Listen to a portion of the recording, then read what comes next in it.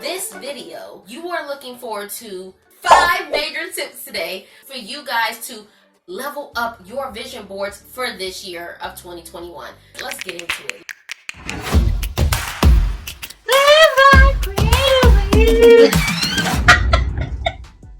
Yo, what's up, guys? Welcome back to the channel. And I know your girl been gone for a minute, but we back. I got tip number 1 ready for you.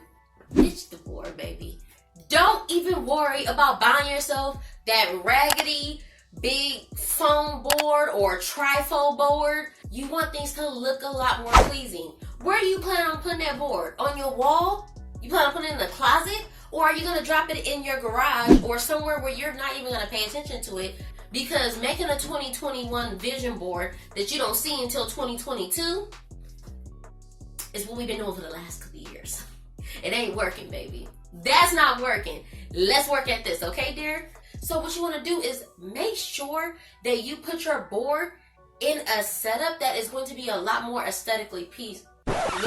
You want to make sure that you put your board in a setup that's going to be a lot more aesthetically pleasing to the eye and, of course, your home. As you can see here, I have 3 small frames and I have 5 of the large 11 by 14 frames. Now, it's up to you on what size you get. I did actually go back and grab this square frame. Now, this one is really like my lifestyle goals, and it just gives that feeling, that emotion of, I've experienced this, I've accomplished this. So when you have it up, it's almost like what you do with a certificate, right? You put the certificate in a frame and then you frame it and put it up against the wall, right? You are proud of the work you've completed. You are proud of what you've completed, of what you've accomplished. The Galleria wall has all of these different pictures that spark about almost like a real collage of memories, right? You put your memories in photo frames. You put your family photos and family experiences in photo frames. Why not create that same aesthetic and that same feel for your future that you plan on creating today? Step number 2, make sure you actually build a theme or several themes for each of your pieces of art. Now, of course, having a theme is going to make it so much better for you to organize, right? To organize your life and create the life that you love. Create the life that you want to live. When you do this, you make your theme the same way that you would go on a trip, right? When you go on a trip, you have a destination. Well, that destination is what you put on your board. But did you go on the trip for no reason at all? I mean, yeah, given. Sometimes we do just be like, you know what? I'm just ready to go. I'm ready to get out of here. But if you actually have a theme set out for the fact that you have a feeling, a reason, a purpose for each one of these frames to serve a purpose, you now will minimize your desire to put, excuse my language, to put bullshit on your board. You won't have a whole bunch of jewelry and now keep in mind, if you're putting these things down, make sure that they are there because it is a reason. It stands for something. Not, I want a watch for 2021.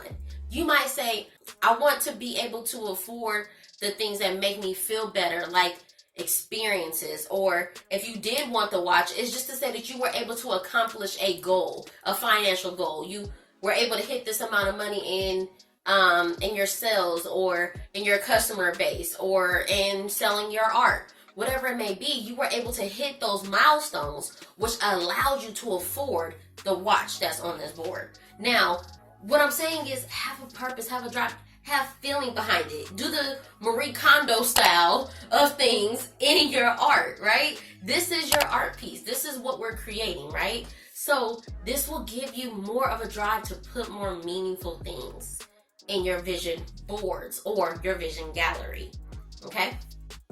This brings me to tip number 3. Drop the glue. Instead, opt in for some double-sided tape.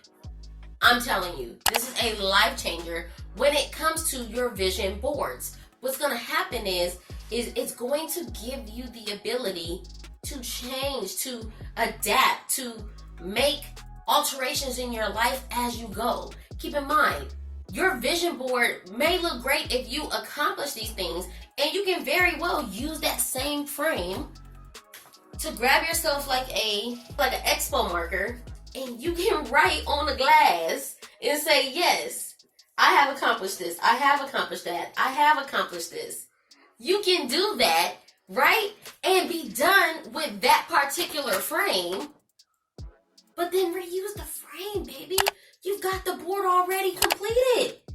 You got it completed. Erase the marks that you wrote, and now you can reuse that frame and create a new level of expectation for yourself.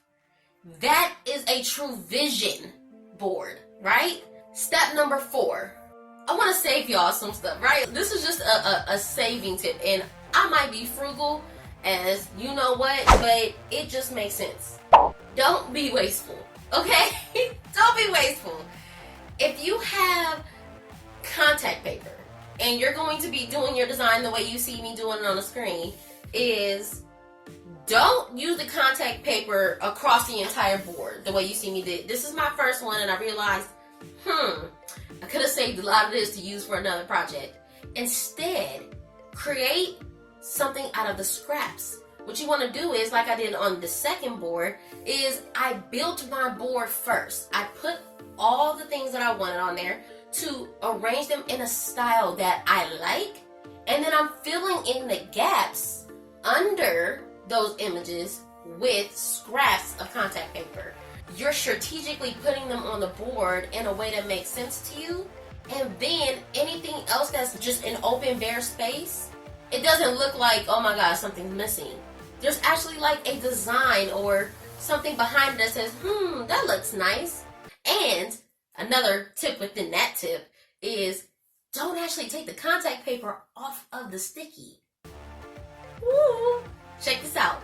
If you actually take the contact paper and leave it on the sticky side and it's not sticking to your board, you can now move those pieces around whenever you're ready to go ahead and rearrange your lifestyle.